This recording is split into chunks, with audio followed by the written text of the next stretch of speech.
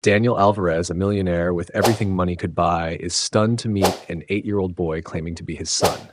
What unfolds next is a heartfelt journey of redemption and second chances. Before we dive into the story, let's do what Sleepless in Seattle taught us. Share where you're listening from. Comment below.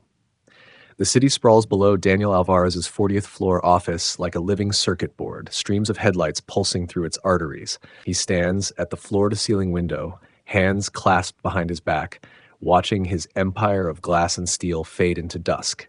The space around him is pristine, all clean lines and careful minimalism, each object positioned with surgical precision. Even the air feels filtered, climate-controlled to the exact degree that maximizes productivity. Behind his desk, a small photo catches the dying light. His parents stand before their auto repair shop, his father's hands still grimy from a day's work, his mother's smile bright despite the exhaustion in her eyes.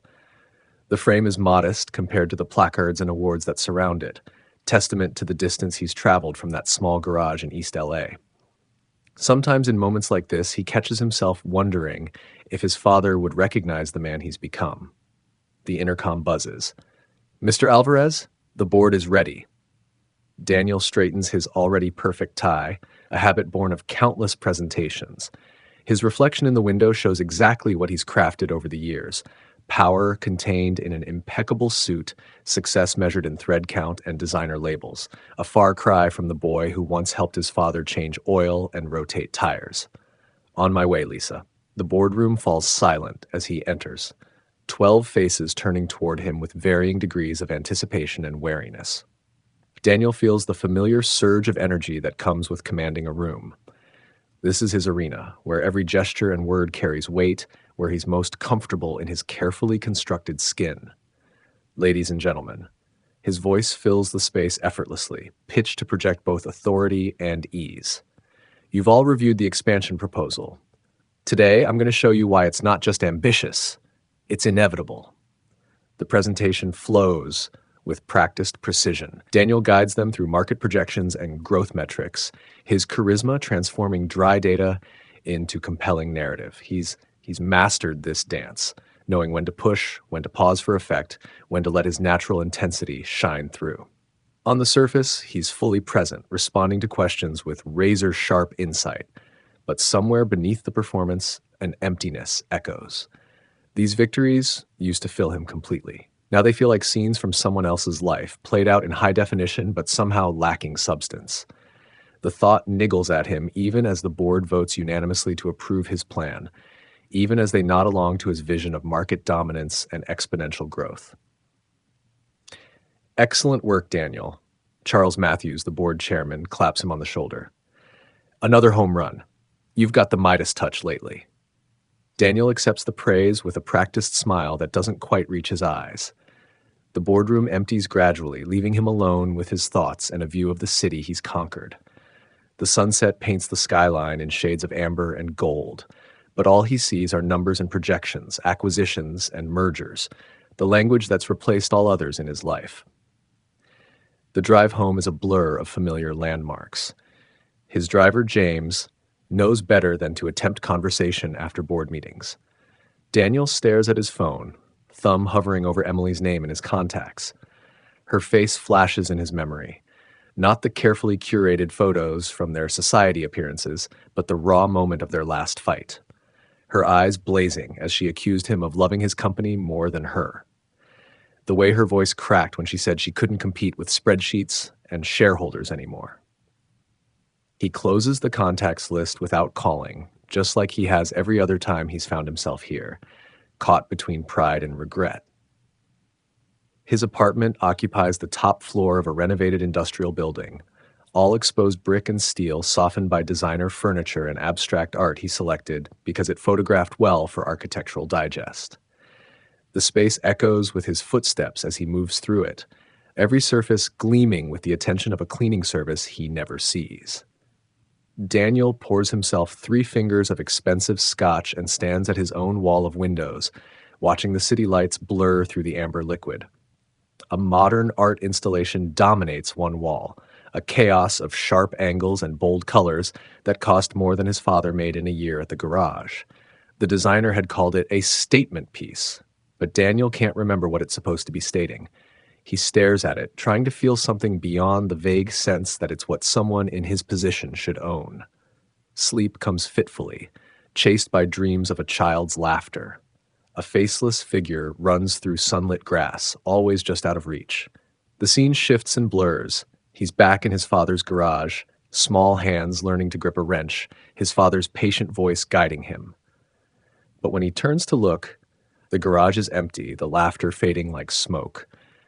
Daniel wakes with an ache in his chest that he can't explain, his sheets tangled around him like questions he doesn't want to answer. Morning finds him attacking his inbox with aggressive efficiency, burying whatever disquiet the dream stirred up. Lisa appears with his schedule, her tablet at the ready, heels clicking precisely against the hardwood floor. She's been with him for 3 years now, and he realizes he knows nothing about her life outside this office. Your 9 o'clock is waiting in the conference room, she begins, rapid-fire efficiency matching his own. The quarterly reports need your signature by noon, and legal wants to discuss the Chen acquisition before. Push legal to tomorrow, Daniel interrupts, already scanning emails on his phone. The screen shows 47 unread messages since he woke up. Each one demands decisions, commitments, pieces of himself parceled out in binary code, and have marketing's proposal on my desk by 3. Yes, sir. Lisa's perfect professionalism never wavers. He's never seen her flustered, never heard her complain about his last-minute changes or early morning demands. Also, the Carlton Foundation Gala is tonight. Your tux has been pressed and will be delivered by 5. Daniel grunts acknowledgement, already moving on to his next task. Lisa disappears as efficiently as she arrived, leaving him to his empire of meetings and mergers. The morning light catches the edge of his parents' photo, and he turns it face down before the memories can surface. The morning unfolds in a precisely choreographed sequence. Daniel takes calls while his regular barista prepares his cortado exactly how he likes it. The woman's practiced movements, a dance she performs 6 days a week. He barely registers her face anymore, just another cog in the machinery of his daily routine. He reviews contracts in the backseat of his town car, barely registering the city beyond the tinted windows. Entire neighborhoods slip past unnoticed, the same streets his parents once walked, dreaming of a better life for their son. In the elevator to his next meeting, he makes a microscopic adjustment to his cufflinks, a tell he's never quite eliminated, a reminder of the boy who once felt out of place in rooms like these. Daniel. Michael Davis catches him after the executive committee meeting, his voice too loud in the hushed corridor. Joining us for lunch? We're trying that new place on Madison. The other C-suite executives are already gathering their things, trading casual comments about weekend plans and children's activities. Their conversations float around him in fragments, soccer games and dance recitals, family vacations, and parent-teacher conferences. Daniel feels the familiar disconnect, like watching a foreign film without subtitles. Can't today, he says smoothly, checking his watch more out of habit than necessity. Deadline on the Singapore deal. Michael's expression shifts subtly. All work and no play, man. You're starting to remind me of... He catches himself, but Daniel hears the unspoken name. Emily. Some of us have ambitions beyond long lunches, Michael. The words come out sharper than intended. Daniel softens them with a practiced smile, but the damage is done. He leaves Michael standing in the corridor, retreating to the sanctuary of his corner office. Back at his desk, like the charity gala invitation glows on his screen. The Carlton Foundation for Families in Need. The words feel like an accusation, each letter weighted with implications he's spent years avoiding. His cursor hovers over the regrets option before duty wins out. He types a brief acceptance, trying to ignore the hollow feeling in his chest. His father's hands draw his attention to the small photo on his desk. Calloused, oil-stained hands that worked 60-hour weeks to put him through college. Hands that never held a grandson. Hands that built things that lasted, unlike the ephemeral empires of digits and data that Daniel trades in. Daniel turns the photo face down and returns to his emails. But the image lingers. His father's hands, his mother's tired smile, all the sacrifices that built his success and all the connections he sacrificed to maintain it. The evening traffic crawls past his car window, a river of red brake lights stretching toward the horizon. His driver takes the familiar route to the Carlton Foundation Gala, past neighborhoods that transition from glass and steel monuments to more modest dwellings. Daniel scrolls through emails on his phone, half listening to Lisa's final briefing about the event. Even now, work follows him like a shadow. The Carltons are expecting record attendance this year, she says, consulting her tablet. They're highlighting their new initiative for single-parent families. Something outside the window catches Daniel's attention. A woman stands at a bus stop, holding the hand of a young boy. There's something familiar about her profile, the way she tucks her hair behind her ear. The boy looks up, and Daniel's breath catches. Dark eyes, strong jawline, like looking at his own childhood photos, like seeing his father's face in old pictures from Mexico.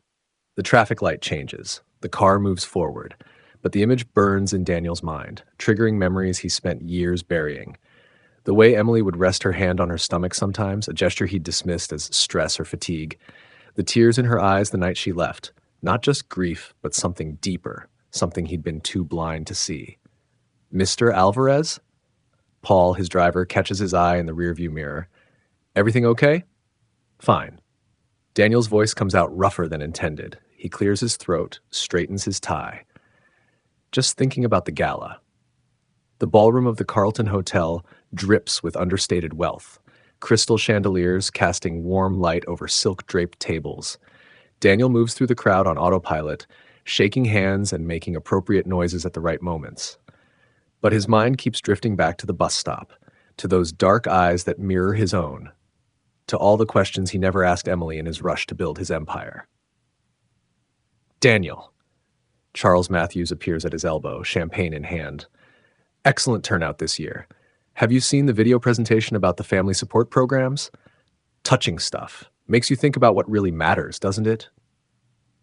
Daniel murmurs something appropriate, but the word family echoes strangely in his ears, like a bell rung in an empty room. He excuses himself to the balcony, letting the cool evening air clear his head. A burst of laughter from inside makes him flinch. It sounds too much like Emily's laugh the day they first met, before ambition and absence hollowed out their marriage. Strong turnout tonight. A woman's voice carries from nearby. It's wonderful to see so many people supporting families in need. The words hit like a physical blow. Daniel grips the balcony railing, his knuckles white against the dark metal. The boy's face flashes in his mind again, and with it comes a crushing wave of possibility. What if? The question he's avoided for years finally demands his attention. He pulls out his phone, thumb hovering over Emily's number. The screen blurs as memories flood back. Her tearful accusations the night she left, the way she'd clutched her stomach as if protecting something. Or someone. All the signs he'd ignored, too focused on quarterly reports and market expansions to see what was right in front of him. The realization hits him like a fist to the solar plexus. The timing. Her sudden departure, the way she'd tried to tell him something that last night, but he'd been too busy with a merger to really listen. His carefully constructed world tilts on its axis. Daniel? Michael appears in the doorway, concern etched on his features. You okay? You seem distracted. Headache. Daniel lies smoothly, years of corporate negotiation making the deception effortless. Think I'll call it an early night. Back in his car, Daniel sits in silence, his usual composure cracking at the edges. The city slides past his window, but he sees only fragments of his marriage to Emily, her love for children, her hints about starting a family, all the signs he ignored in his relentless pursuit of success. Each memory cuts deeper than the last. His phone feels heavy in his hand as he pulls up an old photo album. Emily smiles up at him from the screen, radiant in her wedding dress. He swipes through the images. Holidays, parties, quiet moments at home. When did her smile start to fade? When did he stop noticing? When did spreadsheets and shareholder meetings become more important than the way she looked at him across their breakfast table? In his apartment, Daniel loosens his bow tie with unsteady fingers. His laptop glows in the darkness as he types Emily's name into the search bar. The results are sparse. She was never one for social media. His frustration builds with each dead end, each reminder of how completely he's lost touch with the woman he once promised to love forever. The silence of his perfectly appointed apartment presses in around him. On an impulse, he pulls out his phone and dials a number he hasn't used in years. Mark, it's Daniel Alvarez. Listen, I need to ask you something about Emily. The next morning, sunlight streams through the windows of the small coffee shop where Daniel waits, his usual precision fractured by a sleepless night. Mark Johnson slides into the seat across from him, looking uncomfortable in his business casual attire. They drifted apart after the divorce, loyalty lines drawn in invisible ink. This is unexpected, Mark says, studying Daniel's face. It's been what, 4 years? Almost 5. Daniel's fingers tap in a regular rhythm on his untouched coffee cup. How is she, Mark? Mark shifts in his seat, avoiding eye contact. She's good, back in the city actually, as of a few months ago. With her son, the words come out steadier than Daniel feels, a long pause. Mark's discomfort is palpable. Look, Daniel, his name is Max, Daniel interrupts, his corporate mask slipping. Isn't it? Mark's silence is answer enough. Daniel's coffee goes cold as Mark reluctantly fills in the gaps. Emily's return to the city, her job at a local hospital, her life with 8-year-old Max. Each detail hits like a physical blow, confirming what Daniel already knows in his gut. Why didn't she tell me? The question comes out raw, stripped of his usual control. You really need to ask? Mark's voice holds a hint of accusation. You were barely present when you were married. The merger in Singapore, remember? You missed her father's funeral for a board meeting. The memory strikes like a slap. Emily's tears, her pleas for him to stay, his practiced excuses about shareholder obligations. Had she known then? Had she tried to tell him? Daniel stands abruptly, his chair scraping against the floor. I need to go. Daniel, Mark's voice stops him. What are you planning to do? I don't know. For once, it's the complete truth. Back at his office, Daniel stares unseeing at his computer screen. Lisa's voice comes through the intercom, listing his appointments for the day. The words wash over him like static. Cancel everything. He cuts her off mid-sentence. Sir? Lisa's surprise breaks through her professional veneer. But the board presentation, I said cancel it. His voice holds an edge that brooks no argument. Alone in his office, Daniel watches the city pulse below, but his mind is elsewhere. He sees the boy at the bus stop, Max, his son, and something shifts inside him, fundamental as a tectonic plate. Everything he's built, every sacrifice he's justified, every choice that led him here suddenly feels hollow. His father's photo catches his eye, no longer hidden face down on the desk. Those work-worn hands seem to mock him now. His father had worked impossible hours too, but he'd never missed a little league game, never been too busy to listen. He'd understood what Daniel had forgotten, that success means nothing without someone to share it with. The sun sets over the city as Daniel makes his decision. His fingers hover over his phone, trembling slightly as he pulls up Emily's contact information. The photo is years old now, from happier times, but her eyes still challenge him across the digital divide. He remembers taking that picture, one of their last happy moments before everything unraveled. Before he chose boardrooms over breakfast tables, acquisitions over anniversaries. In the gathering darkness of his office, the city lights below create patterns like stars. Daniel thinks of his father's garage, of learning to fix things that were broken. Some repairs were simple, a loose bolt, a worn belt. Others required taking everything apart and starting over. He presses call before he can think better of it. The ring echoes in his silent office like a countdown. Each tone measures out the years he's lost, the moments he can never reclaim. Hello? Emily's voice, unchanged by the years, stops his breath. In it, he hears everything he walked away from. Warmth, authenticity, the promise of a life beyond quarterly reports and profit margins. Daniel closes his eyes, grips the edge of his desk. All his corporate vocabulary, his carefully crafted speeches, desert him. The words that have served him so well in boardrooms and business deals feel inadequate now. In the end, only the truth remains. Emily, he says softly, his voice carrying none of its boardroom authority. We need to talk about Max. The silence that follows stretches like years between them, heavy with everything left unsaid. Through his office window, the city continues its endless pulse. But for Daniel, the world narrows to this moment, this connection across time and loss, this chance to finally face what he's been running from. The neon sign of Jerry's Diner flickers against rain-slicked windows as Daniel drums his fingers on the Formica tabletop. The vinyl booth creaks as he shifts his weight, the material catching against his tailored suit. This isn't his usual type of establishment. The coffee tastes burnt and the menu is laminated, but that's exactly why he chose it. No chance of running into anyone from his social circle here. Rachel Carter slides into the booth across from him, her weathered leather jacket dripping onto the worn floor tiles.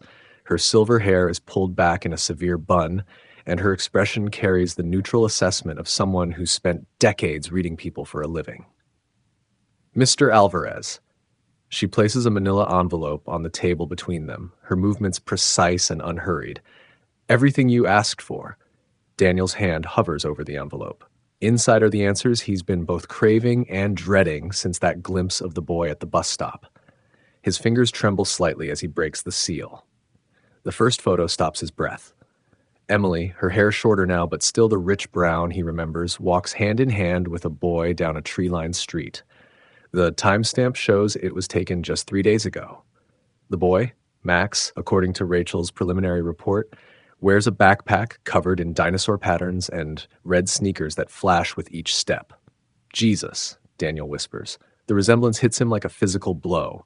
Max has his jawline, his eyes, even the way he carries himself. There's no doubt this is his son. Rachel slides more photos across the table. Emily and Max at a farmer's market examining fresh produce. Max on a playground, his face lit with laughter as he goes down a slide. Their life plays out in these captured moments, each one a stark reminder of what Daniel has missed. They live in a modest townhouse in Riverside, Rachel says, her tone professional but not unkind. She works as a pediatric nurse at St. Mary's Hospital. The boy, she pauses, watching Daniel's reaction, is 8 years old, top of his class in math, plays soccer on weekends, no father figure in the picture. The timeline clicks into place in Daniel's mind. 8 years. Emily left him almost 9 years ago, right after his stomach clenches as he remembers their last fight. He'd blown off her father's funeral for a merger in Singapore. She'd been trying to tell him something important, but he'd been too focused on quarterly projections to listen. How? Daniel clears his throat, trying to steady his voice. How long have they been back in the city? About 6 months. She took a position at St. Mary's after her mother got sick. They were in Boston before that. Rachel pulls out another sheet of paper. I've included their full address, Max's school information, and their regular routines. Daniel stares at the neat rows of text, each line another piece of the life he should have known about, the life he would have known about if he hadn't been so consumed by his own ambition. Back in his apartment, Daniel pours 3 fingers of scotch and sinks into his leather armchair. The photos spread across his coffee table like evidence at a crime scene. In one, Max wears a soccer uniform, his smile bright and unguarded. Daniel's mind drifts to a similar photo of himself at that age, standing proud in his Little League uniform while his father beamed beside him. The memory of Emily's voice echoes in his mind. We need to talk about our future, Danny, about family. He'd dismissed her concerns, too focused on an upcoming IPO to engage with what he'd seen as a distraction. God, how blind he'd been. His phone feels heavy in his hand as he pulls up Rachel's number. She answers on the second ring. I need more, he says without preamble. Everything you can find about their life in Boston, Emily's job history, Max's school records, medical history. He pauses, swallowing hard.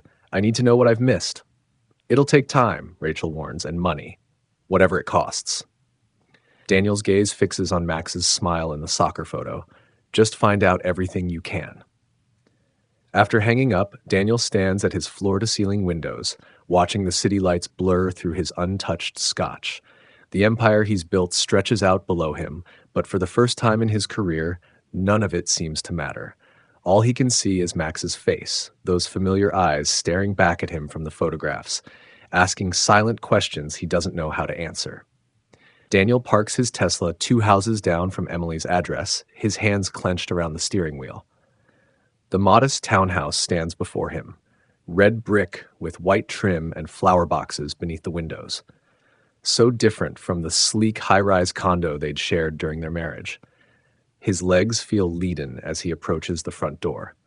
Children's chalk drawings decorate the sidewalk, stick figures and hopscotch squares that blur in his vision. A soccer ball rests against the porch steps, well worn from use. Daniel's finger hovers over the doorbell. The last time he saw Emily, she'd been packing her bags, tears streaming down her face as he chose a board meeting over their crumbling marriage. Now, the chime echoes inside the house. Footsteps approach, and Daniel's throat constricts. The door opens.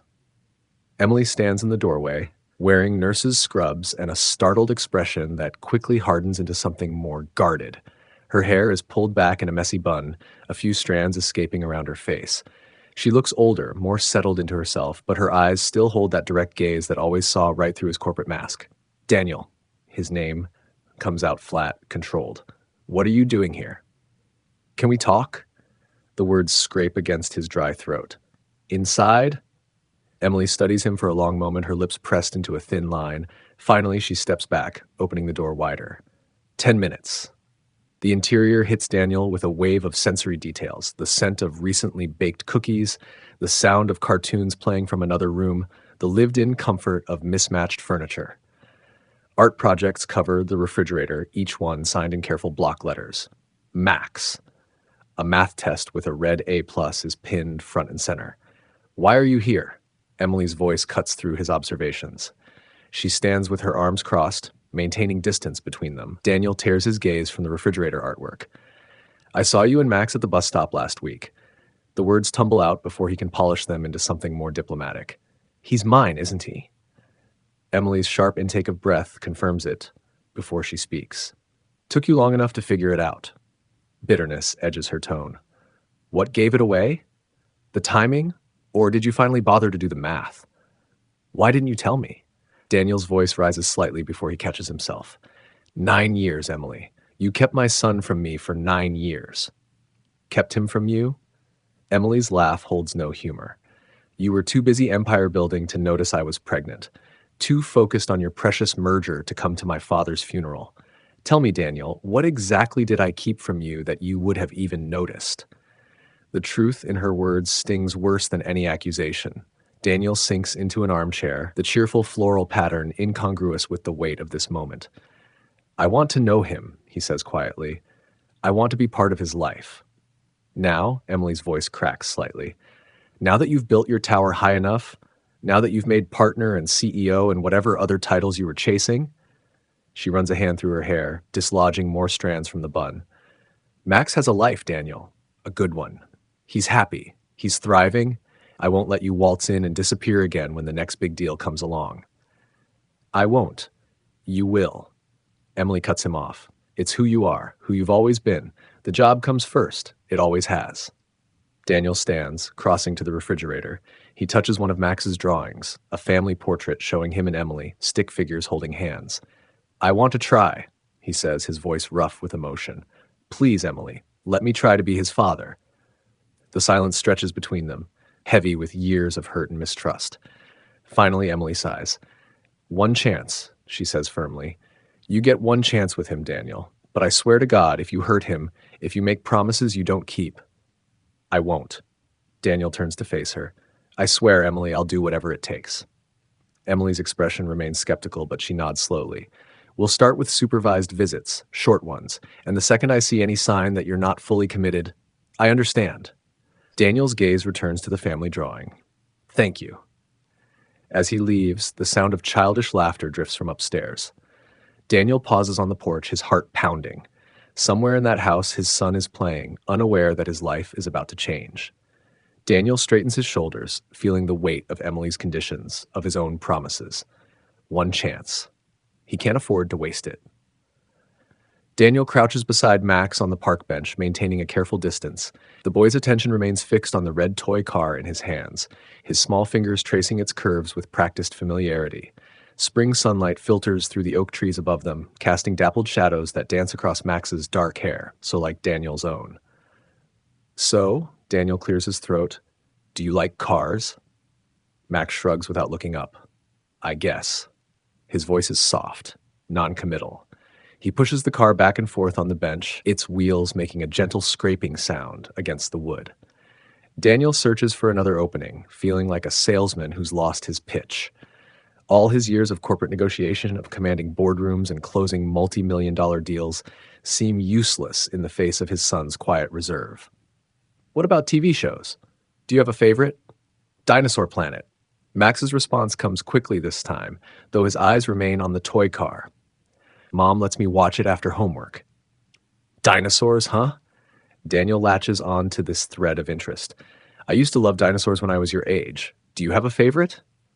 Max finally glances up, a flicker of curiosity crossing his features. Velociraptor. They hunt in packs and they're really smart. He pauses, then adds almost reluctantly, Mom got me a book about them.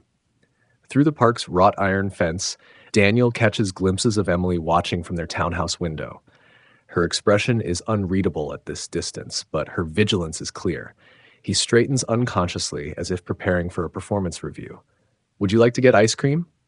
Daniel gestures toward a vendor's cart nearby. If it's okay with your mom, I mean.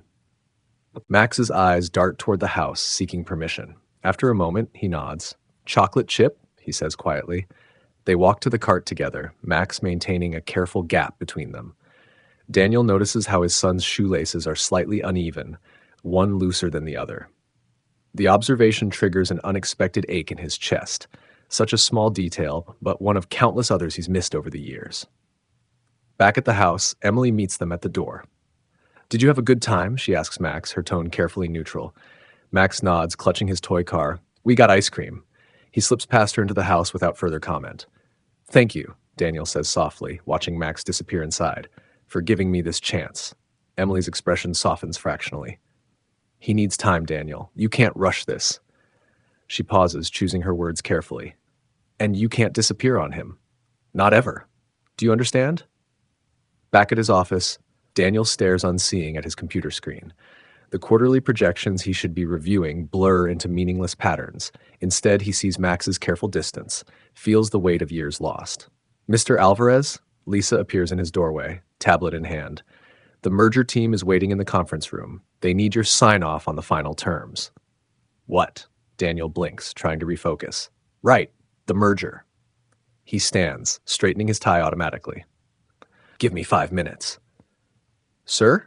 Lisa's professional mask slips slightly, showing concern. Are you all right? You seem distracted lately. Daniel waves off her concern, but her words follow him down the corridor.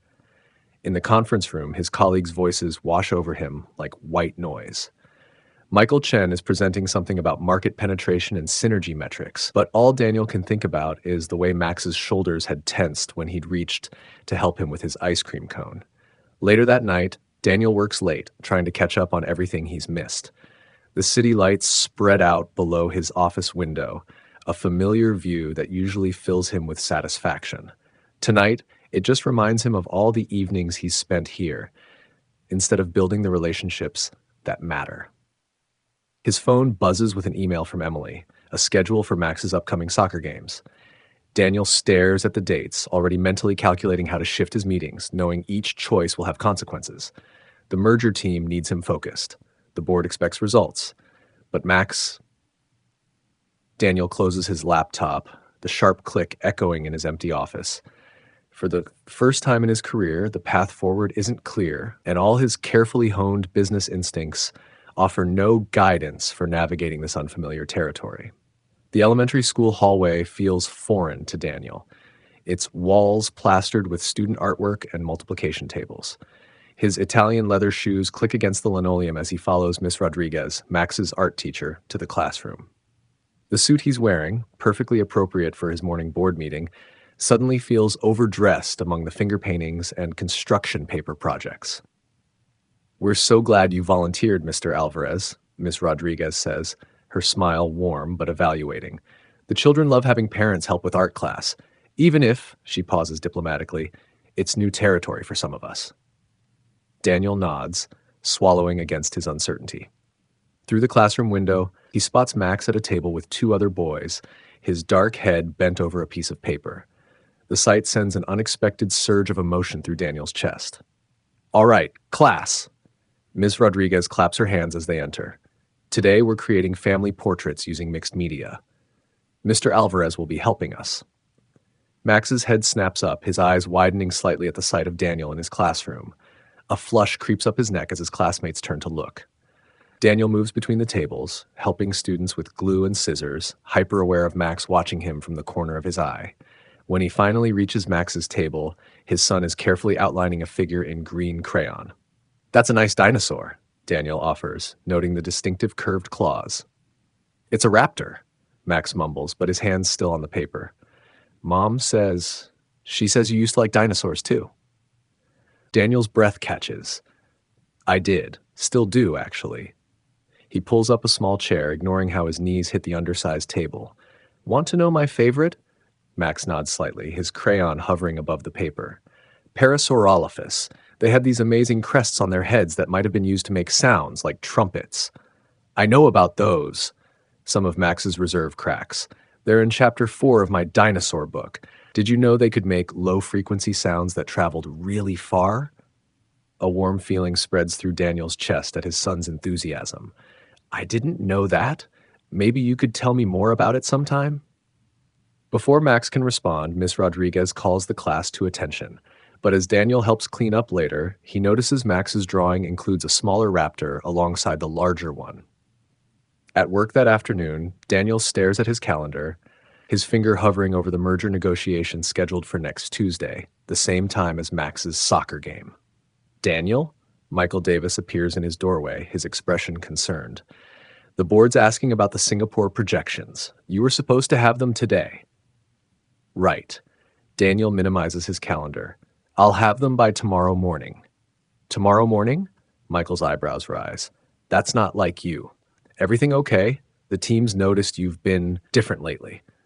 Daniel meets his colleague's gaze. "I'm handling it." "Look," Michael closes the office door, his voice dropping. "Whatever's going on, just don't let it affect the merger. We've worked too hard to let things slip now." That evening, Daniel watches Emily and Max through his car window. They're unloading groceries from Emily's modest sedan, Max carrying a bag almost as big as he is. Emily laughs at something Max says, ruffling his hair affectionately. The simple intimacy of the moment makes Daniel's chest ache. His phone vibrates. Another email about the merger. Daniel stares at the notification, then at the scene before him. Slowly, deliberately, he switches off his phone. Tomorrow, he'll deal with Michael's concerns and the board's expectations. Tonight, he watches his son carry groceries into the house, memorizing the determined set of Max's shoulders, Forge, the way his too long hair falls in his eyes, just like Daniel's did at that age. The merger can wait. This moment, this chance, cannot. Daniel stands at the entrance to the Central Park Zoo, watching families stream past in cheerful clusters. His Italian leather shoes feel out of place among the scattered popcorn and cotton candy wrappers. The morning sun catches on the brass railings, and he adjusts his casual weekend attire, a crisp button-down and pressed khakis that still manage to look corporate despite his best efforts. He checks his watch again, a nervous tell he thought he'd eliminated years ago. Max should be here any minute with Emily. The thought sends an unfamiliar flutter through his stomach. Board presentations never made him this anxious, but the prospect of spending a day with his newly discovered son has his practiced composure fracturing at the edges. A flash of movement catches his eye. Emily's copper hair gleaming in the sunlight as she approaches, Max's small hand clasped in hers. The boy's dark eyes, so like Daniel's own, dart everywhere but at him. Daniel straightens, fighting the urge to adjust his collar. "Good morning," he says, aiming for warm but landing somewhere near his boardroom tone. Max shifts slightly behind Emily's leg. Emily's expression remains carefully neutral. "Remember what we discussed, Max? Your father's going to show you around the zoo today. I'll pick you up at 4. The word father hangs in the air between them, weighty with all its implications. Daniel watches Max's face for any reaction, but the boy's features remain guarded. 8 years old, Daniel thinks, and already mastering the art of emotional distance. The irony isn't lost on him. "Ready to see some animals?" Daniel asks, cringing inwardly at how forced the enthusiasm sounds. Max nods without speaking. Emily gives him a gentle nudge forward, then steps back. "Have fun," she says, but her eyes when they meet Daniel's carry a clear warning. "Don't mess this up." Daniel leads Max toward the ticket counter, hyper-aware of the small presence beside him. In the boardroom, he can read a room instantly, adjusting his approach based on subtle cues. But here, with this miniature version of himself, all his carefully honed skills feel useless. They move through the turnstiles and into the zoo proper. Excited chatter and animal sounds fill the air, but the silence between father and son feels like its own living thing. Daniel pulls out the zoo map, studying it with the same intensity he usually reserves for quarterly reports. The sea lion feeding is about to start, he offers.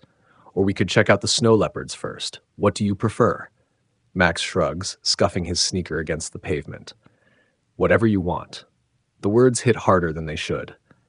Daniel recognizes the tone, the same careful neutrality he uses in difficult negotiations. He's been on the receiving end of enough therapy to know what it means. Don't invest too much, don't show preference, don't risk disappointment. They head toward the sea lion pool, navigating around strollers and excited children. Daniel finds himself cataloging Max's features, searching for traces of himself and Emily. The boy has his jawline, Emily's delicate nose.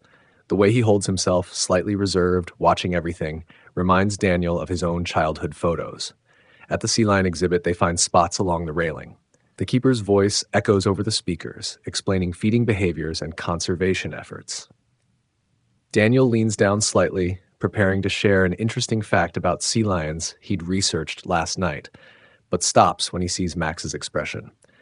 The boy's eyes are fixed on a father and daughter across the pool, the little girl perched on her dad's shoulders, both laughing as a sea lion catches a fish midair. I know quite a bit about marine mammals, Daniel says, his corporate instinct to fill silence taking over. Did you know sea lions can hold their breath for up to 20 minutes? Max's shoulders tense slightly. Mom took me here once, he says quietly, still watching the father and daughter. I wondered why you weren't with us. The words land like a punch to the solar plexus. Daniel's carefully prepared zoo trivia dissolves on his tongue. He grips the railing, metal warm under his palms, but is trying to formulate a response that won't sound like an excuse. But what can he say? That he was too busy chasing acquisitions to know he had a son? That quarterly profits seemed more important than quarterly reports from a child's teacher? I'm sorry, he manages finally, the words feeling inadequate. I should have been there. Max doesn't respond, but his fingers drum against the railing, a nervous gesture that mirrors Daniel's own boardroom tell. The sea lion show continues, but Daniel barely registers it, too caught up in the weight of Max's words, the years of absence they represent. They move through the zoo like this, stopping at exhibits but never quite connecting. Daniel points out penguins, red pandas, snow monkeys, each attempt at engagement meeting the same careful distance. His usual confidence erodes with each monosyllabic response, each avoided glance. By lunchtime, Daniel's throat is tight with unspoken words. The zoo's cafe buzzes with activity around them as they sit at a small table, Max picking at his chicken fingers while Daniel pretends his salad interests him. The boy's dark eyes, so like his own, keep darting around the room, landing everywhere but on Daniel's face. What's your favorite animal? Daniel tries again, aiming for casual conversation. The lions look pretty impressive. Max sets down his chicken finger, something shifting in his expression. Why do you care now? The question catches Daniel off guard, stripped of the defensive layers he usually armors himself with. In the boardroom, he can deflect any challenge, spin any situation. But here, faced with his son's raw honesty, his corporate toolbox feels woefully inadequate. Because you're my son, he says finally, the words still new and strange on his tongue. I want to know you. But you didn't before. Max's voice is quiet but clear, cutting through the cafe's ambient noise. Mom says you were always too busy. Daniel's chest tightens. He thinks of all the times he'd told Emily he was too busy. For dinner, for weekends away, for building the life she dreamed of. How many of those moments had she been trying to tell him about Max? How many chances had he missed, buried in spreadsheets and shareholder reports? I made mistakes, he admits, the words feeling foreign in his mouth. Daniel Alvarez doesn't admit mistakes. He reframes them as learning opportunities, spins them into stepping stones toward greater success. But here, watching his son's guarded expression, spin feels like just another form of absence. Max studies him for a long moment, his expression carrying a weight no 8-year-old should have to bear. Mom says you're really important at your company, that you help lots of people. The words twist in Daniel's chest. Even in his absence, Emily had tried to paint him in a positive light. The realization makes his carefully constructed world feel even more hollow. Not as important as being here with you, he says, meaning it more than any boardroom speech he's ever given. But Max just shrugs again, turning back to his food. The gesture reminds Daniel so much of Emily, the same subtle dismissal she'd give when his excuses about late meetings wore thin. He forces himself to eat his salad, each bite tasteless as his mind races, searching for a way to bridge the gulf between them. After lunch, they walk to the nearby park where Daniel has arranged for bike rentals. He'd imagined this part of the day differently, father and son cycling together, sharing laughs and building memories. The reality feels more like a business merger going sideways, each attempt at connection meeting resistance. Have you ridden much before? Daniel asks, adjusting Max's helmet with careful movements. Mom taught me last summer. Max's voice carries a hint of pride that quickly fades. She said it's like swimming. Once you learn, you never forget. Another milestone missed, another reminder of his absence. Daniel swallows hard and forces a smile. She's right about that, ready to show me what you've learned. They set off down the path, Max keeping a careful distance ahead. Daniel watches his son navigate the curves with growing confidence, noting how he leans into turns just like Emily used to when they'd ride together in the early days of their marriage. The memory catches him off guard, Emily laughing as she raced ahead, her copper hair streaming behind her, back when love felt simpler than shareholder agreements. A group of kids passes by, their parents calling out encouragement and snapping photos. Max's pedaling falters slightly as he watches them, and Daniel feels the weight of every family photo never taken. Every moment lost to conference calls and late meetings. We can take a break if you'd like, Daniel offers, noting Max's slightly labored breathing. There's a nice spot by the lake up ahead. Max slows but doesn't respond. His silence feels deliberate now, a wall built brick by brick with every year of Daniel's absence. They park their bikes near a bench overlooking the water, where ducks cut lazy paths across the surface. Daniel pulls water bottles from his bag. He'd researched proper hydration for kids Max's age, one more spreadsheet approach to fatherhood. You're doing great on the bike, he tries, offering a bottle to Max. Maybe next time we could try the longer trail around the park? Next time. Max's question comes out sharp, surprising them both. He takes the water, but doesn't drink, fingers tight around the bottle. How do I know there'll be a next time? The words hang between them, heavy with accusation.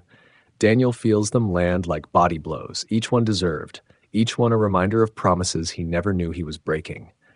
In the reflected glare of the lake, he catches sight of their profiles side by side. The resemblance is striking, but it's their differences that hurt most.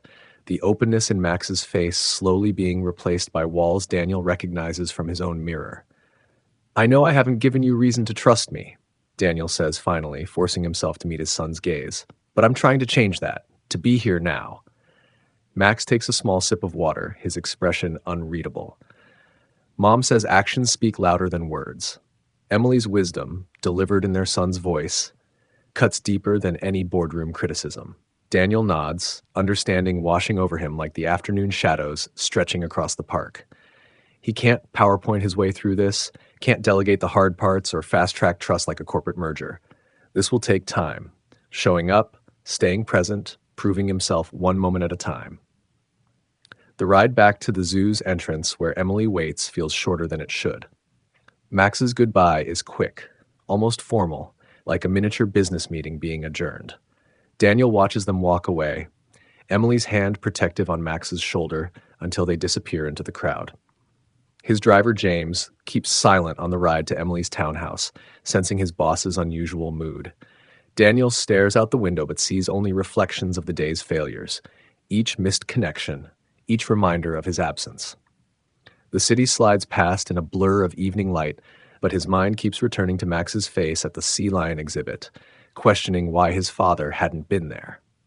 Emily opens her townhouse door with obvious reluctance. The evening light catches the copper highlights in her hair, still the same shade that first caught Daniel's attention 12 years ago. She's traded her earlier casual wear for yoga pants and an oversized sweater, comfortable clothes that make Daniel's dress shirt feel even more formal. "Come in," she says, stepping aside. Her tone carries none of the warmth it held during their early marriage. "Tea?" Daniel follows her into the living room, taking in the evidence of the life he missed. Max's school artwork on the walls, a soccer trophy on the shelf, family photos where his absence feels like a physical thing. Every surface tells the story of years he can't reclaim. Emily returns with 2 mugs, setting them on the coffee table with careful precision. Steam rises between them like all the words they never said. The tea smells like chamomile, her go-to for difficult conversations. Some things haven't changed. "How did it go today?" she asks, though her expression suggests she already knows. Daniel pauses, searching for words that won't sound like excuses. "He's angry, hurt. He has every right to be." "What did you expect?" Emily's voice stays level, but her fingers tighten around her mug. That you could walk into his life after 8 years and everything would be perfect? That he'd just forget all the birthdays, all the father-son events, all the times he asked about you? The words land like physical blows. Daniel sets his untouched tea down, forcing himself to meet her gaze. "Tell me. Tell me everything I missed." Emily's laugh holds no humor. "Where should I start?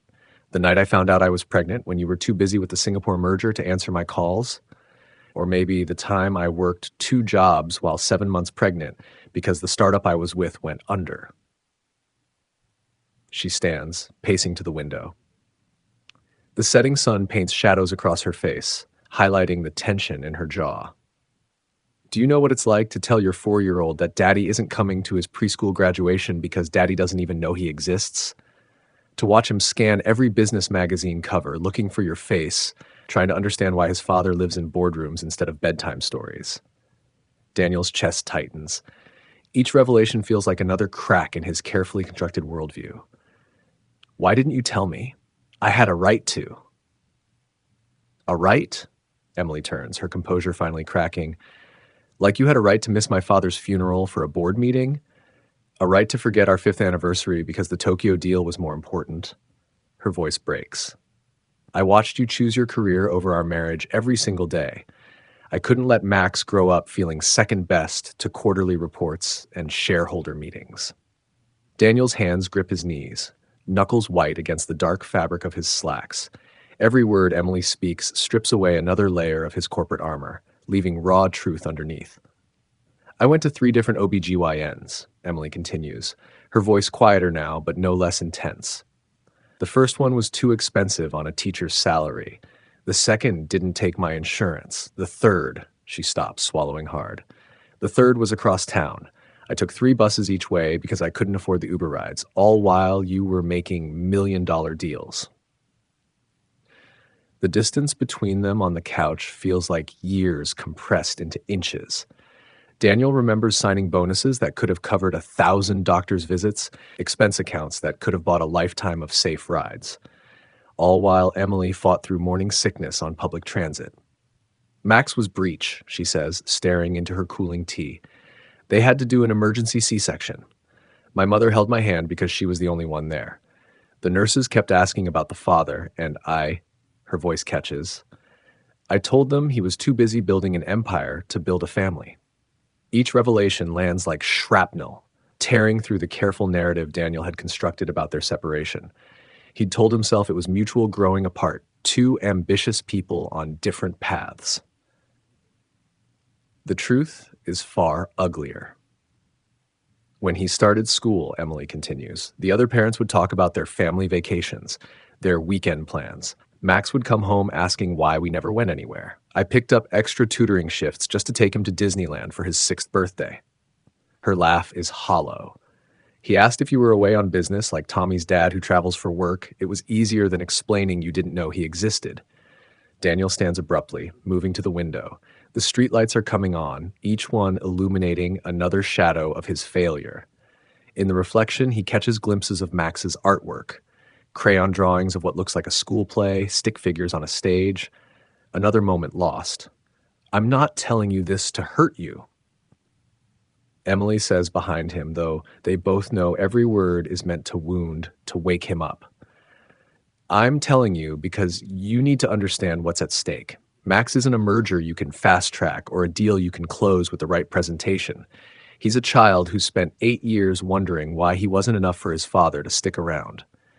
Daniel turns back to her, seeing past the careful walls she's built to the hurt underneath. Tell me how to fix this. Fix this? Emily sets her mug down with deliberate care. You don't fix 8 years of absence with one day at the zoo or a few nice gestures. If you want to be in his life, really be in his life, you need to prove it, not with words or promises or grand gestures, with time, with consistency, with showing up when it's inconvenient, when it costs you something.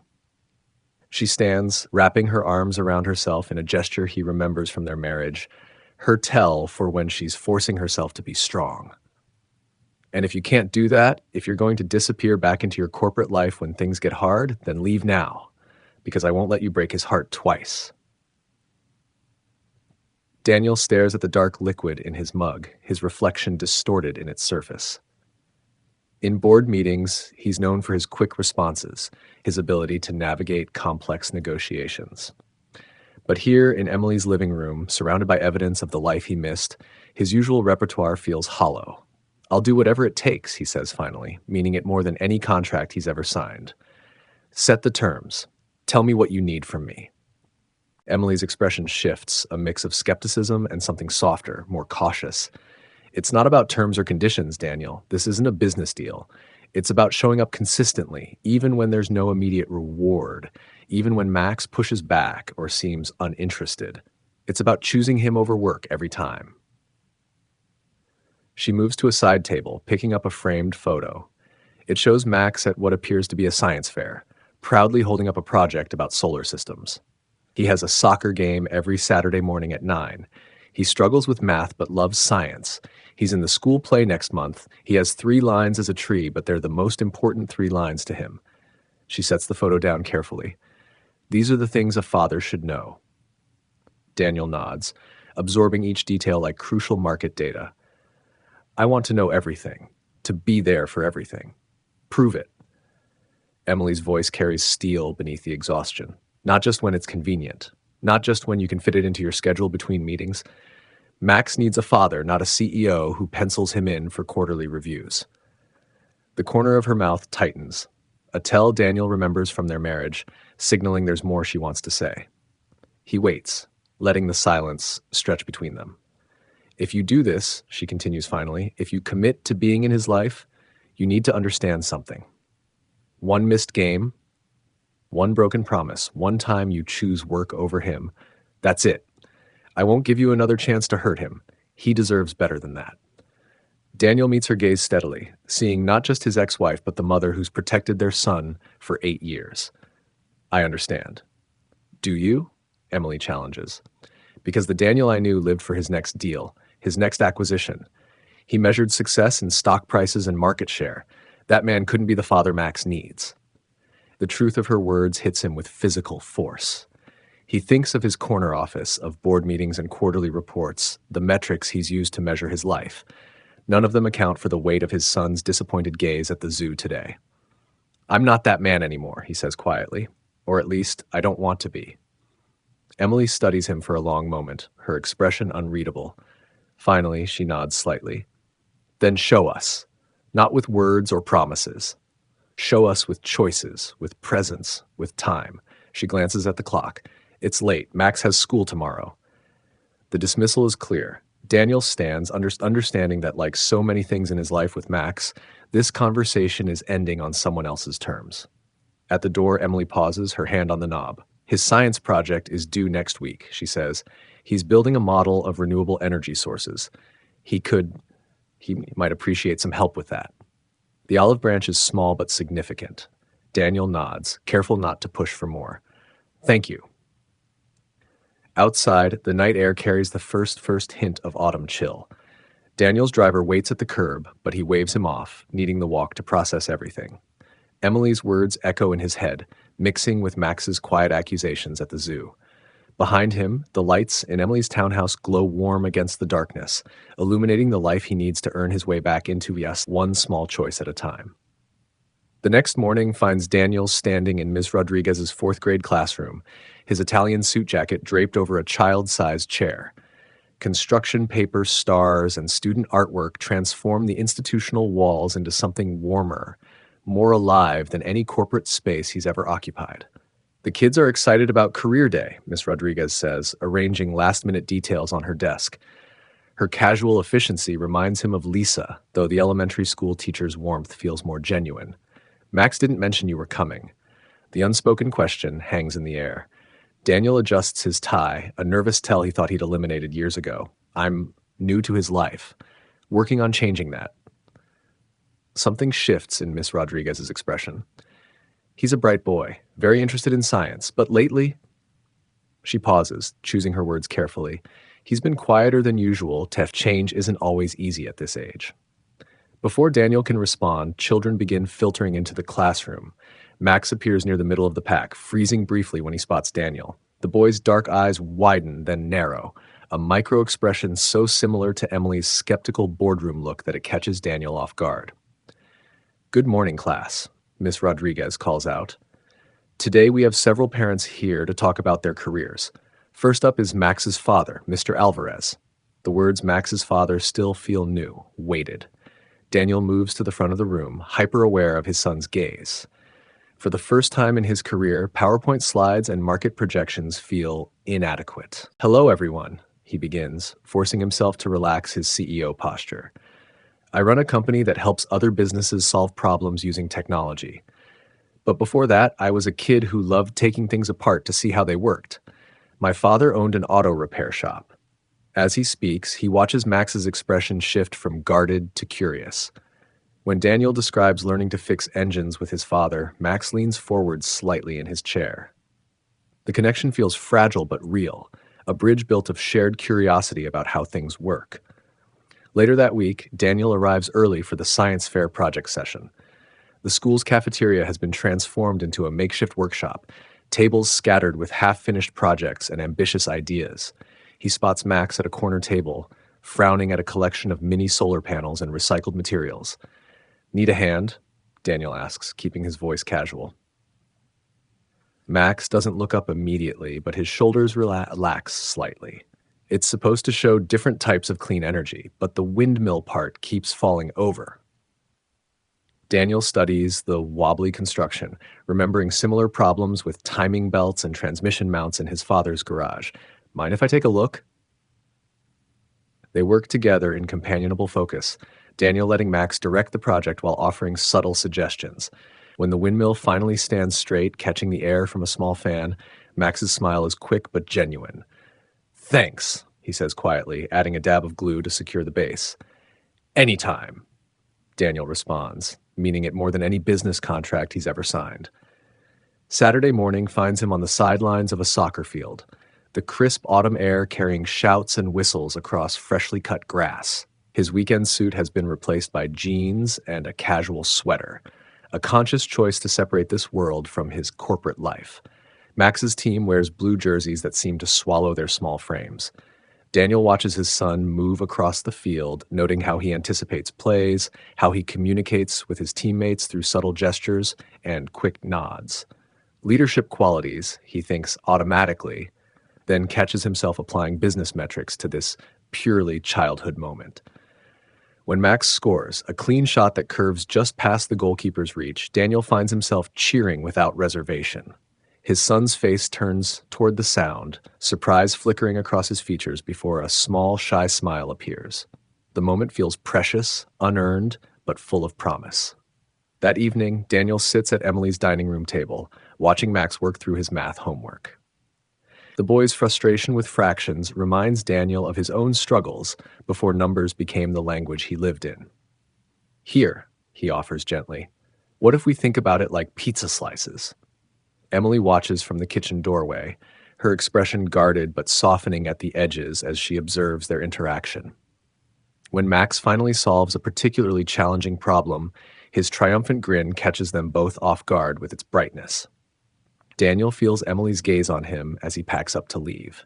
Her eyes hold a question he's not sure he can answer yet, about commitment, about change, about the man he's trying to become. But as Max offers a hesitant, "See you at next week's game," Daniel knows there's only one possible response. "I'll be there," he promises, understanding now that this, not boardroom victories or market shares, is the most important contract he'll ever honor.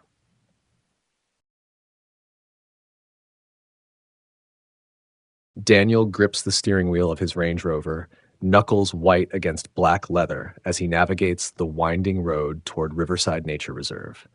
The morning sun filters through old-growth trees, dappling the hood with shifting patterns that remind him of board meeting presentations, constantly moving targets, endless variables to control. But this isn't a merger or acquisition. This is his son, his family, and the stakes feel infinitely higher. In the rearview mirror, he catches glimpses of the rental bikes secured to the rack, 3 machines gleaming with promise and possibility.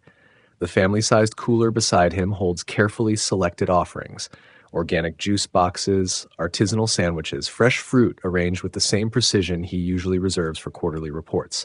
Everything planned, everything perfect. It has to be. His phone buzzes in the cup holder. Lisa's name flashes on the screen, probably another crisis at the office. Daniel hits decline without hesitation, something that would have been unthinkable just months ago. The action sends a familiar spike of anxiety through his chest, but he forces himself to focus on the road ahead. Today isn't about spreadsheets or stock prices. Today is about Max. The parking lot comes into view, and Daniel spots Emily's sensible Honda already waiting. His heart rate kicks up a notch as he pulls into the space beside her. Through the window, he sees Max bouncing in the back seat, his energy barely contained by the seatbelt. The sight brings an unexpected lump to Daniel's throat, their son's enthusiasm both a gift and an accusation. 8 years of moments like this, lost to conference calls and international flights. "Dad!" Max bursts from the car before Emily can completely unbuckle him.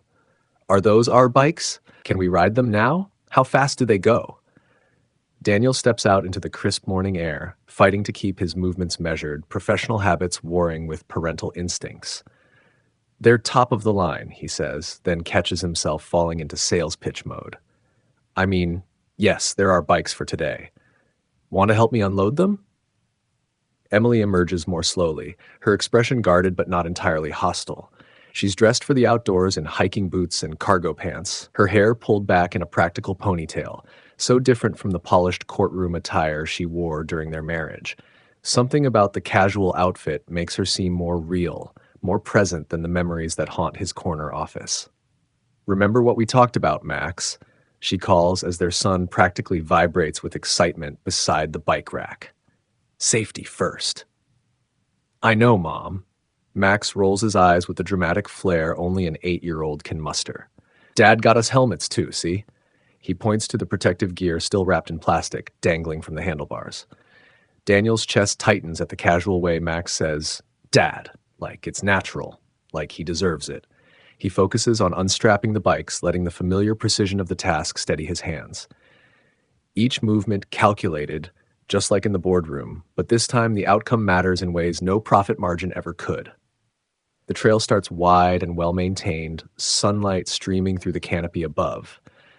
Max leads the way, wobbling slightly as he gets used to the new bike. Daniel resists the urge to hover, to micromanage this like he would a new project launch. Emily rides behind them both, her presence a constant reminder of all the ways he's failed before. "Look, Dad!" Max points excitedly to a flash of movement in the underbrush. "A rabbit! Did you know they can jump 4 feet high?" Daniel blinks, momentarily thrown by the random fact. This is what 8-year-olds do, he realizes. They notice things, they share things, they expect their fathers to be interested. "That's impressive," he manages, then adds, "Did you know some species can run up to 35 miles per hour?" Max's eyes widen. "Really? That's faster than you can drive here." A laugh escapes before Daniel can contain it. Not his careful boardroom chuckle, but something more genuine. "Much faster, though we should probably stick to bike speeds today." They stop at a scenic overlook, the lake stretching out below them like polished glass. Daniel unpacks the cooler with methodical precision, arranging the food on a checkered blanket that still smells of department store newness. Max dives for a juice box while Emily settles onto the blanket's edge, maintaining careful distance. "This is nice," she says after a moment, her tone carrying layers of surprise and lingering doubt. "You put a lot of thought into it."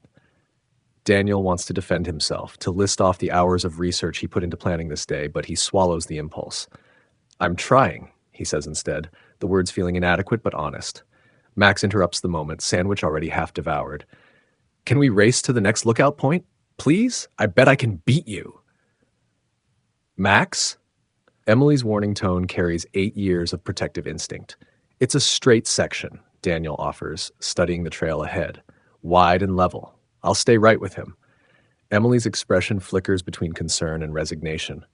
"Just be careful. Both of you." Max is already back on his bike, practically bouncing with anticipation. Daniel swings onto his own seat, suddenly conscious of how long it's been since he's done anything this spontaneous. The familiar need to check his phone nags at him, but he pushes it away. "Ready?" he calls to Max, whose grin could power half the city's grid. "Set! Go!" They take off down the trail, Max's laughter trailing behind them like a banner. For a moment, everything else falls away.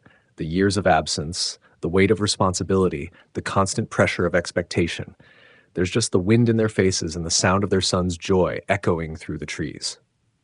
The moment shatters with the sharp trill of Daniel's phone. Lisa's ringtone, the one he programmed to override silent mode for genuine emergencies. His hand moves toward his pocket automatically, muscles trained by years of corporate conditioning. It's only a split second of distraction. Just a heartbeat where his eyes leave the trail. But that's all it takes. "Dad, watch out!" Max's voice shifts from excitement to fear as he swerves to avoid a fallen branch. The boy's bike wobbles, front wheel catching on exposed roots. Time seems to slow as Max loses control, his small body flying forward as the bike slides sideways. The sound of the crash punches through Daniel's chest like a physical blow. Max's cry of pain follows, cutting deeper than any board member's criticism ever could. Daniel's bike hits the ground, forgotten as he sprints toward his son, heart thundering against his ribs. "Max!" Emily's voice carries from behind them, raw with fear. She must have been following closer than Daniel realized. Must have seen everything. Must have seen him reach for the phone instead of watching their son. Max lies curled on his side, tears streaming down his dirt-smudged face as he clutches his arm. Blood trickles from scrapes on his knees, bright against pale skin. "It hurts," he whimpers as Daniel kneels beside him. "Dad, it really hurts." "Don't move him." Emily crashes to her knees beside them, her face white with panic and fury. "What happened? What were you thinking?" The accusation in her voice cuts through Daniel's corporate armor, reaching the frightened father beneath. "I'm sorry," he whispers, the words feeling pathetically inadequate. The phone. The phone." Emily's laugh holds no humor. "Of course. Always the phone. Always something more important than..." She breaks off as Max lets out another sob, maternal instinct overriding anger. "We need to get him to a hospital. That arm doesn't look right." Daniel's training takes over. Crisis management, damage control. He pulls out his phone with shaking hands, this time to call for help. Within minutes, he's arranged for emergency services to meet them at the trailhead, for his driver to bring the car around, for everything to be handled with his usual efficiency. But efficiency can't erase the image of Max's fear, can't silence Emily's words echoing in his head. The ride to the hospital passes in tense silence, broken only by Max's occasional whimpers from the back seat. Emily sits beside their son, murmuring comfort and shooting glances at Daniel that cut deeper than any corporate takeover ever has. He keeps his eyes fixed on the road, hands clenched on the steering wheel, trying to hold himself together with the same control he brings to boardroom negotiations. The emergency room is a blur of forms and questions. Daniel handles it all with practiced precision. Insurance information, medical history, consent forms. It's almost like closing a deal, except this time the stakes are measured in his son's tears rather than dollar signs. The x-rays show a clean break, the doctor explains, pointing to the images displayed on the screen. He'll need a cast, but children heal quickly, 6 to 8 weeks, and he should be good as new. Max's small hand finds Daniel's as they wait for the cast material to be prepared. The trust in that simple gesture feels like redemption and torture simultaneously. Will it hurt? Max asks in a small voice. No, buddy. Daniel squeezes his son's hand gently. They'll make sure you're comfortable. Want me to tell you about the time I broke my arm helping your grandfather in his shop? Max's eyes widen with interest, momentarily forgetting his fear. Really? What happened? Daniel launches into the story, watching his son's face instead of Emily's carefully blank expression from the corner. He describes the old garage, the smell of motor oil, the way his father had held his hand just like this while they waited for the doctor. Each detail feels like a confession, not just to Max, but to himself. The procedure goes smoothly, Max being surprisingly brave as the technician wraps his arm in bright blue cast material, his chosen color. Throughout it all, Daniel maintains a steady stream of distraction, pulling out every childhood memory he can think of, every lesson his father taught him about being strong when you're scared. After it's done, exhaustion finally catches up with Max. He drifts off in the hospital bed, his casted arm propped carefully on a pillow. Daniel watches his son's peaceful face, memorizing details he should have known years ago. The slight furrow between his brows, the way his lashes fan against his cheeks, the subtle smile that plays at the corners of his mouth even in sleep. We need to talk. Emily's voice comes from the doorway, quiet but firm. She gestures for Daniel to follow her into the hallway, away from their sleeping son. Daniel straightens his shoulders automatically, preparing for a confrontation the way he would for a hostile takeover bid. But Emily's next words strip away all his corporate defenses.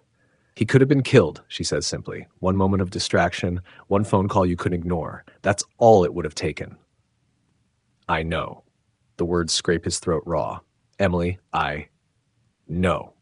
She cuts him off with a sharp gesture. You don't get to explain this away. You don't get to promise it won't happen again. Because this is who you are, Daniel. This is who you've always been. The job comes first. It always has. Daniel wants to argue, to defend himself, to point out how much he's changed. But the image of Max flying over his handlebars stops the words in his throat. Instead, he asks the question that's been haunting him since the accident. Why did he ask for me? Emily's expression softens slightly, because despite everything, despite my better judgment, he's starting to love you. And that terrifies me. The truth of her words hits harder than any market crash. Daniel slumps against the sterile hospital wall, his carefully maintained facade cracking. I can't lose him, he whispers. Not now. Not when I'm just starting to know him. Then prove it. Emily's voice carries 8 years of hurt, of raising their son alone, of watching him wish for a father who didn't even know he existed.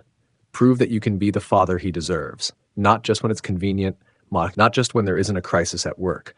Prove that you can put him first, really first, not just in the spaces between meetings. Before Daniel can respond, a small voice calls from the room behind them. Dad? They both turn to find Max awake, looking small and vulnerable in the hospital bed. Can you stay? He asks, his voice thick with leftover tears. Just for a little while? Daniel looks at Emily, seeing the war between protection and possibility in her eyes. She gives a slight nod, and Daniel moves back to their son's bedside. I'm not going anywhere, he promises, and for the first time in his career-driven life, he means it more than any contract he's ever signed. The night settles around them, hospital sounds fading to a distant hum. Max drifts in and out of sleep, occasionally asking questions about Daniel's childhood or sharing random facts about animals. Emily remains by the door, a silent guardian, like her presence both challenge and chance. Daniel sits in the uncomfortable hospital chair, his phone silent in his pocket, watching his son's chest rise and fall. In the sterile fluorescent light, he sees what he's been missing all these years. Not just the moments and memories, but the fundamental truth that success means nothing without someone to share it with. Tomorrow, there will be board meetings to reschedule, deals to delegate, a whole corporate empire demanding his attention. But for now, in this quiet room with his sleeping son and Watchfleck's wife, Daniel finally understands what his father tried to teach him all those years ago in that humble garage, that some things, once broken, require more than just money or power to fix. They require presence, patience, and the courage to put something ahead of profit margins and quarterly reports. Max shifts in his sleep, his casted arm a bright blue reminder of everything at stake. "Dad," he murmurs, not fully awake. "You're still here?" "Yes," Daniel whispers, his voice rough with emotion. "I'm still here." In the doorway, Emily watches them both, her expression unreadable in the dim light. But something has shifted, subtle as a market trend, significant as a merger. It's not forgiveness, not yet, but it might be the beginning of understanding.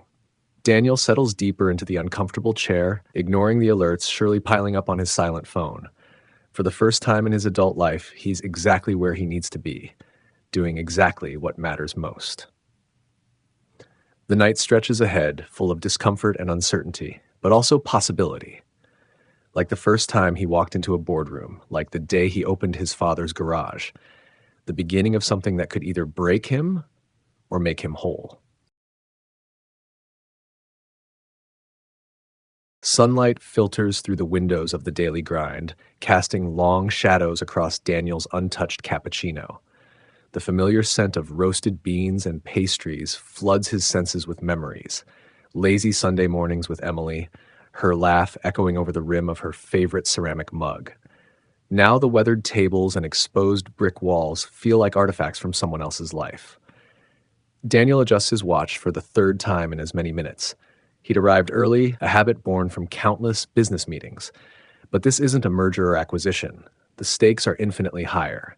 His fingers drum in a regular rhythm on the worn wooden table as he rehearses the words he's spent nights perfecting. The bell above the door chimes. Emily steps inside, and Daniel's carefully prepared speech evaporates. She's traded her usual hospital scrubs for jeans and a simple blouse, her dark hair falling in loose waves around her shoulders. The sight hits him with unexpected force, not because she looks dramatically different, but because she looks exactly the same, as if the years between them are nothing but a thin layer of frost, ready to melt at the slightest touch. "Emily." Daniel stands, his voice rougher than intended. He gestures to the chair across from him, fighting the urge to pull it out for her like he used to. She slides into the seat with careful grace, maintaining the invisible barrier between them. "Daniel." Her tone is neutral, professional, the voice she probably uses with difficult patience. "Thank you for meeting me."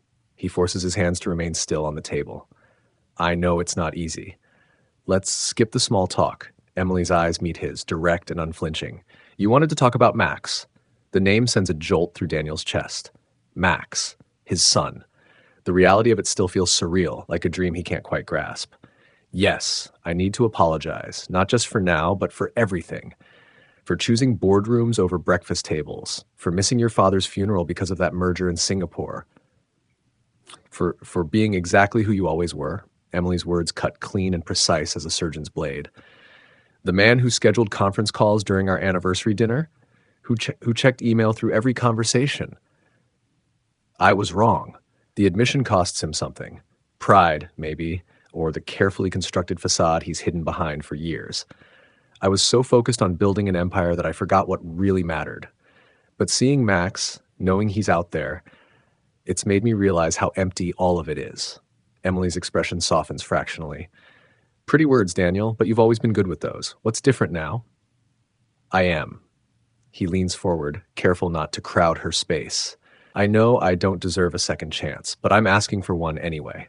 Not just with Max, but with us, with our family. Let me prove it through actions, not promises." A shadow crosses Emily's face. "And what happens when the next big deal comes along? When shareholders demand more of your time? Max isn't a quarterly report you can postpone or delegate." "I know that." Daniel's voice cracks slightly. "He's my son, our son, and I've already missed 8 years of his life because I was too blind to see what was right in front of me.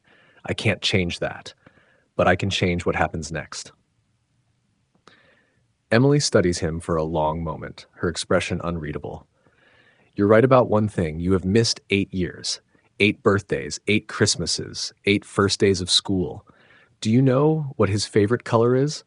His best friend's name? Whether he likes math or science better?" Each question lands like a physical blow. Daniel's throat tightens. "No, but I want to learn. All of it. And if I say no," Emily's voice wavers slightly, If I decide it's better for Max to continue without you in his life, the possibility sends ice through Daniel's veins. He forces himself to meet her gaze. Then I'll respect your decision, but I'll also spend every day trying to prove I can be the father he deserves, the man I should have been years ago. Emily's fingers trace the rim of her untouched coffee cup. I see glimpses sometimes, she says quietly, of the Daniel I fell in love with, but I need more than glimpses if I'm going to let you into Max's life. Tell me what you need. The words come out raw, stripped of his usual corporate polish. Time. Emily stands, gathering her purse. Show me this isn't just another project for you to conquer and abandon. Prove that you understand what family really means. Daniel watches her walk away, the bell above the door chiming a hollow note. The coffee shop suddenly feels too small, too charged with memories of what they once were and the gulf between then and now. He pulls out his phone, thumbing through his calendar. Board meetings, investor calls, strategy sessions, the scaffolding of his former life. One by one, he begins to clear them. The drive to Emily's townhouse feels longer than the actual distance. Daniel parks his Tesla behind her modest Honda. The contrast between their vehicles, a stark reminder of their divergent paths. The autumn air carries a hint of wood smoke as he approaches the front door, his footsteps crunching on fallen leaves. Emily answers his knock, wearing an expression of guarded neutrality. The house behind her radiates warmth, family photos on the walls, a soccer ball in the corner, homework spread across the coffee table. It's everything his sterile penthouse isn't. Come in. She steps aside, maintaining careful distance.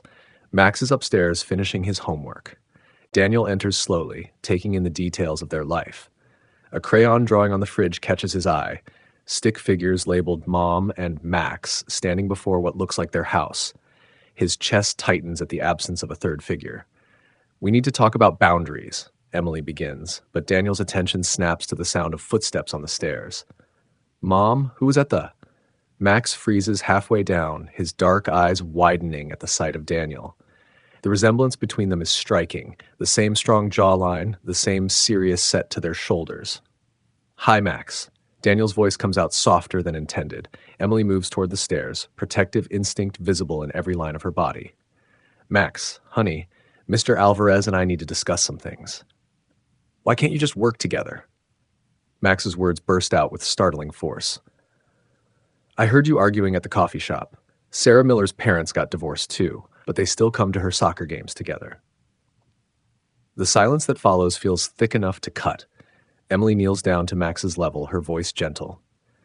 It's complicated, sweetheart. I'm just trying to protect you. I'm not a baby anymore. Max's chin lifts in a gesture so familiar it makes Daniel's chest ache. And I want, he glances at Daniel, then back to his mother, I want to know my dad. The word dad hits Daniel like a physical blow. He takes a step forward, careful to keep his movements slow and deliberate. Max, I know I haven't been there for you. That's my fault, not your mom's. She's been trying to protect you because that's what good parents do. But you're here now, right? Max's voice carries a hint of uncertainty that makes Daniel's throat tight. You're not going to leave again? No. Daniel crouches down to meet his son's eyes. I'm not going anywhere. I promise I'll be here for you, no matter what, even if it takes time for your mom to trust me again. Emily watches their interaction with an unreadable expression. Max, why don't you go finish your homework? Mr. Alvarez and I need to talk. Daniel, he corrects gently. Or Dad, if you want, but only when you're ready. Max nods solemnly and retreats upstairs, his footsteps echoing in the charged silence he leaves behind. Emily's posture remains rigid, but something in her eyes has shifted. He's been asking about you more lately, ever since he saw us talking at his school. Emily, Daniel straightens, meeting her gaze. I know I don't deserve your trust, but I'm asking for a chance, not for my sake, but for his. Let me prove that I can be the father he needs. And when the next crisis hits at work, Emily's voice carries years of accumulated hurt. When shareholders demand more time, more focus, I've already started scaling back. Daniel runs a hand through his hair, a rare gesture of uncertainty. Delegated more responsibility to the board. They're not happy, but they'll adapt. This, Max, is more important. Emily studies him for a long moment. Actions, not words, Daniel. That's what I need to see. Then let me show you. He takes a careful step forward. Give me 6 months. Let me be part of his life. School events, soccer games, helping with homework. If I fail, if I slip back into old patterns, you can cut me out completely. I'll sign whatever legal documents you want. The silence stretches between them, heavy with possibility and fear. Finally, Emily's shoulders relax fractionally. 6 months, she agrees quietly. But one missed event, one broken promise, and we're done. I won't let him be hurt the way I was. Daniel nods, understanding the weight of what she's offering. Thank you. As if on cue, a crash sounds from upstairs, followed by Max's voice. I'm okay. Just drop my science project. A ghost of a smile touches Emily's lips. He's building a model volcano for the science fair, though building might be a generous term. I could help, Daniel offers carefully, if that's okay. Emily hesitates, then nods. He'd like that. Just be careful with him, Daniel, in every way. The weeks that follow take on a rhythm Daniel has never known. His mornings still start early, but instead of rushing to the office, he often drives to Max's school, helping with the breakfast program or just watching his son interact with friends. He learns that Max loves soccer but hates basketball, that his best friend is named Tommy, and that he inherited Emily's talent for science. Every Saturday finds Daniel on the sidelines of Max's soccer games, cheering perhaps a bit too loudly when his son makes a good play. The other parents gradually stop giving him curious looks, and Max starts introducing him simply as my dad, rather than the more formal Mr. Alvarez. The transformation in his office is equally dramatic. His pristine desk now holds a framed photo of Max in his soccer uniform, and his calendar blocks off sacred hours for family time. When board members grumble about his reduced availability, Daniel simply points to the rising productivity numbers. Turns out having a life outside work makes him a more effective leader, not less. At Emily's house, Daniel throws himself into small repairs he once would have hired out. He fixes the squeaky hinge on Max's bedroom door, repaints the walls in his son's chosen shade of blue, and spends one memorable afternoon attempting to assemble a new bookshelf, while Max offers increasingly creative suggestions. Emily watches these changes with cautious optimism. She begins sharing small details about Max's life, his recent spelling test victory, his ongoing battle with Brussels sprouts, the nightmare that sent him crawling into her bed last week. Each piece of information feels like a precious gift, helping Daniel build a picture of the son he's just beginning to know. One evening, as Daniel and Max work on the volcano project, something shifts. They're both covered in papier-mâché, laughing as they try to shape the mountain just right. The kitchen counter is a disaster zone of newspaper and glue, but Max's eyes shine with pride as they test the baking soda and vinegar reaction. That was awesome! Max exclaims as foam erupts over the volcano's rim. Can we do it again? Daniel catches Emily watching from the doorway, a small smile playing at her lips. For a moment, he sees what could be. Not the perfect family he once imagined, but something real and messy and infinitely more valuable. One more time, he agrees, reaching for the vinegar. But then we should probably clean up before your mom bans us from kitchen science experiments forever. Emily's smile widens slightly. Bold of you to assume I haven't already considered it.